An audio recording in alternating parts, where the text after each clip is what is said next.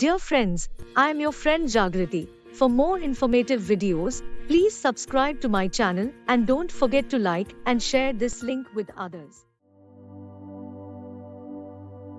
ಅಕ್ಕ, ಇತ್ತೀಚೆಗೆ ನನಗೆ ಯಾವಾಗ್ಲೂ ನಿಶಕ್ತಿ ಮತ್ತು ದಣಿವನ್ನಿಸ್ತಾ ಇದೆ ಮತ್ತು ಕೆಲವೊಮ್ಮೆ ಸಮಯ ಅಲ್ಲದೆ ಇದ್ರೂ ಸಹ ನನಗೆ ರಕ್ತಸ್ರಾವವಾಗ್ತಾ ಇದೆ.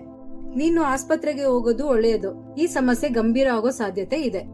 ನಮ್ಮ ದೇಶದಲ್ಲಿ ಅನೇಕ ಮಹಿಳೆಯರು ಗರ್ಭಕಂಠದ ಕ್ಯಾನ್ಸರ್ನಿಂದ ಬಳಲುತ್ತಿದ್ದಾರೆ. ಪ್ರತಿ 7 ನಿಮಿಷಕ್ಕೆ ಒಬ್ಬ ಮಹಿಳೆ ಈ ಕಾಯಿಲೆಯಿಂದ ಸಾವನ್ನಪ್ಪುತ್ತಿದ್ದಾರೆ.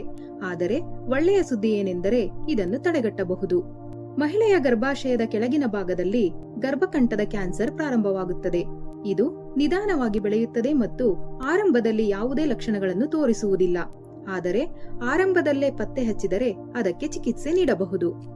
ಈ ಕ್ಯಾನ್ಸರ್ಗೆ ಅತಿ ದೊಡ್ಡ ಕಾರಣವೆಂದರೆ HPV ಎಂಬ ವೈರಸ್. ಹೆಚ್ಚಿನ ಸಂದರ್ಭದಲ್ಲಿ ಈ ವೈರಸ್ ತಾನೇ ಹೊರಟು ಹೋಗುತ್ತದೆ. ಕೆಲವೊಮ್ಮೆ ಇದು ದೇಹದಲ್ಲಿ ವರ್ಷಗಳ ಕಾಲ ಉಳಿಯುತ್ತದೆ ಮತ್ತು ಕ್ಯಾನ್ಸರ್ ಅನ್ನು ಉಂಟು ಮಾಡುತ್ತದೆ. ಈ ವೈರಸ್ ಗರ್ಭಕಂಠದ ಕ್ಯಾನ್ಸರ್ ಆಗಿ ಬದಲಾಗಲು 10 ರಿಂದ 15 ವರ್ಷಗಳು ಬೇಕಾಗುತ್ತದೆ. ಅದು ಕ್ಯಾನ್ಸರ್ಗೆ ಬದಲಾಗುವ ಮೊದಲು ಕ್ಯಾನ್ಸರ್ ಪೂರ್ವ ಹಂತವು 5 ರಿಂದ 10 ವರ್ಷಗಳವರೆಗೆ ಇರುತ್ತದೆ. ಆರಂಭದಲ್ಲೇ ಪತ್ತೆಯಾದರೆ ಗುಣವಾಗುವ ಸಾಧ್ಯತೆ 90 ರಿಂದ 95% ಇರುತ್ತದೆ. ಆದರೆ ಮುಂದುವರಿದ ಹಂತಗಳಲ್ಲಿ ಅದನ್ನು ಗುಣಪಡಿಸಲು ಸಾಧ್ಯವಿಲ್ಲ. ಯಾರು ಈ ಅಪಾಯಕ್ಕೆ ಒಳಗಾಗುತ್ತಾರೆ? ಕೆಲವು ಸಂಗತಿಗಳು ಗರ್ಭಕಂಠದ ಕ್ಯಾನ್ಸರ್ ಉಂಟಾಗುವ ಸಾಧ್ಯತೆಯನ್ನು ಹೆಚ್ಚಿಸುತ್ತವೆ.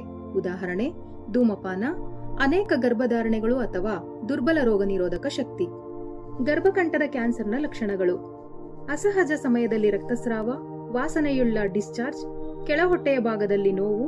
ನಿಮಗೆ ಈ ಲಕ್ಷಣಗಳು ಕಂಡುಬಂದರೆ ಅವುಗಳನ್ನು ನಿರ್ಲಕ್ಷಿಸಬೇಡಿ. ಆಸ್ಪತ್ರೆಗೆ ಭೇಟಿ ನೀಡಿ.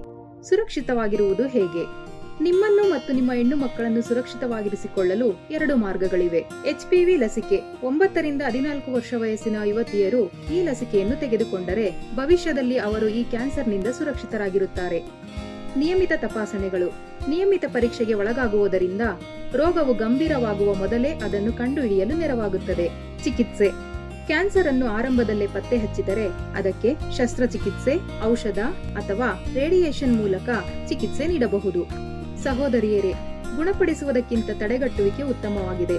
15 ವರ್ಷದೊಳಗಿನ ಪ್ರತಿ ಹೆಣ್ಣು ಮಗುವಿಗೂ ಗರ್ಭಕಂಠದ ಕ್ಯಾನ್ಸರ್ ವಿರುದ್ಧ HPV ಲಸಿಕೆ ಹಾಕಿಸಬೇಕು. 40 ವರ್ಷಕ್ಕಿಂತ ಕಡಿಮೆ ವಯಸ್ಸಿನ ಮಹಿಳೆಯರು ಪ್ರತಿ 3 ವರ್ಷಗಳಿಗೊಮ್ಮೆ ಪ್ಯಾಪ್ ಸ್ಮಿಯರ್ ಪರೀಕ್ಷೆಯನ್ನು ಮಾಡಿಸಿಕೊಳ್ಳಬೇಕು.